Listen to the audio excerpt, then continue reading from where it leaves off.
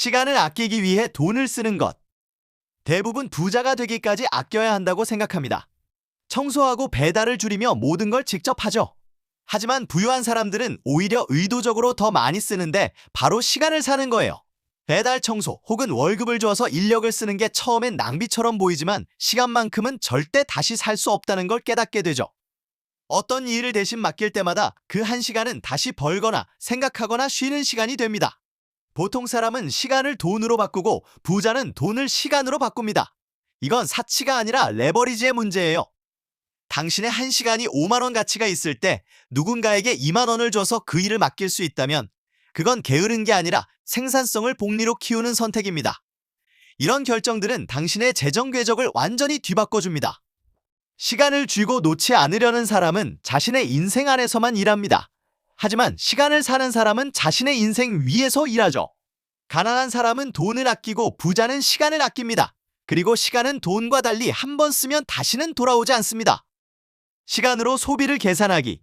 당신의 뇌를 재구성해야 하는 한 가지가 있습니다. 돈을 화폐로 계산하는 걸 멈추고 시간으로 계산하세요. 모든 소비는 당신의 지갑과 인생 사이의 거래가 됩니다. 3만 원짜리 저녁은 그냥 3만 원이 아닙니다. 당신의 두세 시간이에요.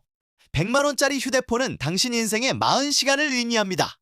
가격 대신 시간을 보기 시작하면 뇌는 진짜 중요한 게 무엇인가를 판단합니다. 이런 방식으로 생각하는 사람들은 자연스럽게 덜 쓰게 되는데 단지 절약 정신이 아니라 돈과 의미를 연결한 상태입니다. 어떤 물건이 10시간 값일 때 이게 내 인생에 하루를 쓸 만큼 가치가 있을까? 라며 묻게 되고 대부분은 아니요라고 결정할 겁니다. 핵심은 소비로 얻는 짧은 도파민 자극을 쫓는 대신 시간을 소득처럼 여기기 시작하는 거죠. 부자들은 이미 실행하는 방법이며 앞에서 말했듯 그들은 시간을 쓰는 대신 시간을 사죠. 빚을 유리하게 활용하는 법. 빚은 대부분의 사람이 겁을 먹는 단어입니다. 특히 재정을 침식시켜버린다고 생각하죠. 들어가기는 쉽지만 빠져나올 수 없는 늪처럼 말이죠. 하지만 올바르게 사용하면 빚은 지렛대가 됩니다.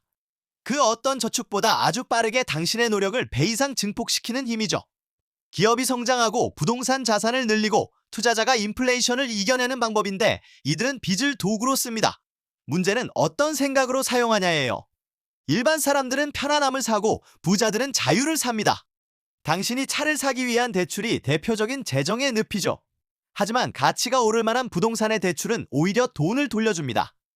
대부분의 사람들은 빚은 두려워해야 할 대상으로 생각하는데 현명한 사람들은 그걸 속도로 봅니다. 알지 못하면 위험하지만 제대로 쓰면 엄청난 추진력이 되죠.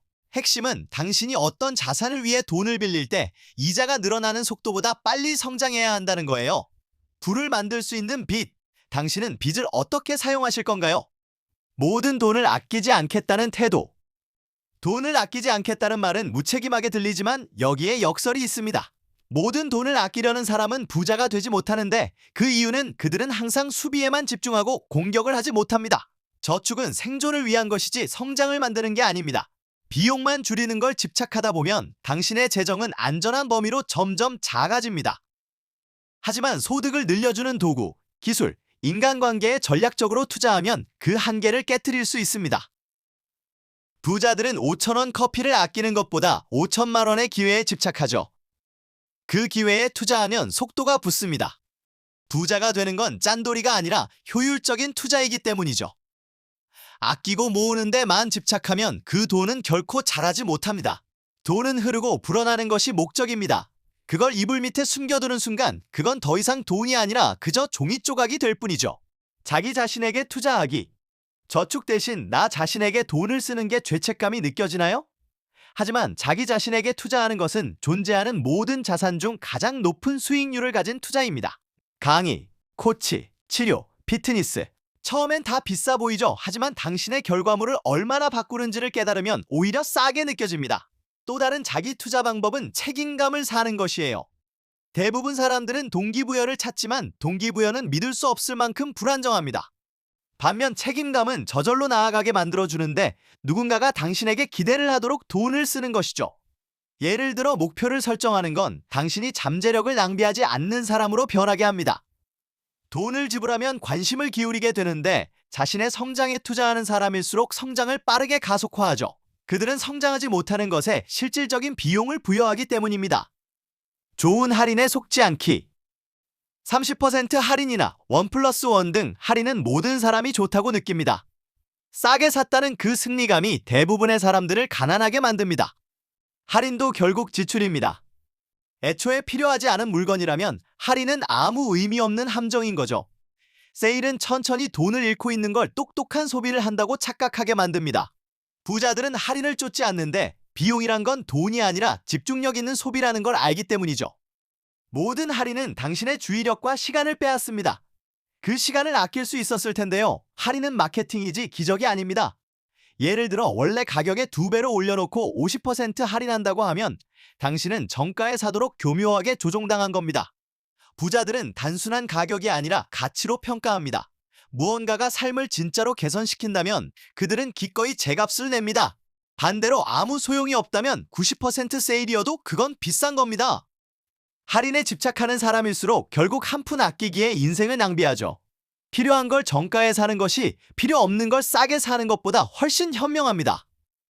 일부러 더 많이 지불하기. 일부러 돈을 더 낸다는 건 바보 같은 짓처럼 느껴집니다. 하지만 바로 그게 핵심이에요. 이건 돈을 낭비하는 게 아니라 돈에 대한 사고방식을 재설계하는 방법입니다. 대부분의 사람들은 생존 모드로 살고 있어요. 최소 납부액, 가장 싼 선택지, 최저가 입찰. 하지만 결제 금액을 더 내는 행동은 그 심리를 완전히 뒤집습니다.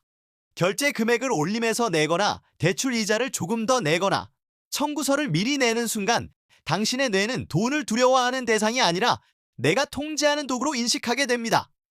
이건 감당이 안 돼가 아니라 나는 이미 앞서가고 있어 라는 풍요로운 생각으로 가득 차 있게 됩니다. 그리고 평온함을 얻게 되죠.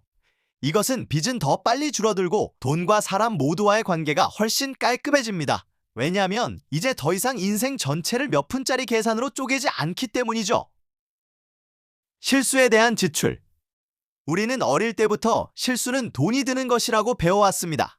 하지만 부자들은 실수를 다르게 보는데 값싼 장비를 사고 너무 빠르게 외주를 주고 다른 사람의 수수료를 대신 내는 건 겉보기엔 나쁜 소비처럼 보이죠. 하지만 실제로는 전략적인 리스크입니다. 한 번의 실수에서 얻는 교훈은 행동하지 않아서 잃게 되는 기회보다 훨씬 저렴합니다. 그들은 실수할 수 있다 받아들이고 그 순간 빠르게 배우기 시작하는데 실패한 경험 하나하나가 데이터가 되고 그 실수조차도 보정점이 됩니다. 부는 모든 걸 완벽히 맞히는 데서 오지 않습니다. 빠르게 방향을 수정하는 능력에서 옵니다.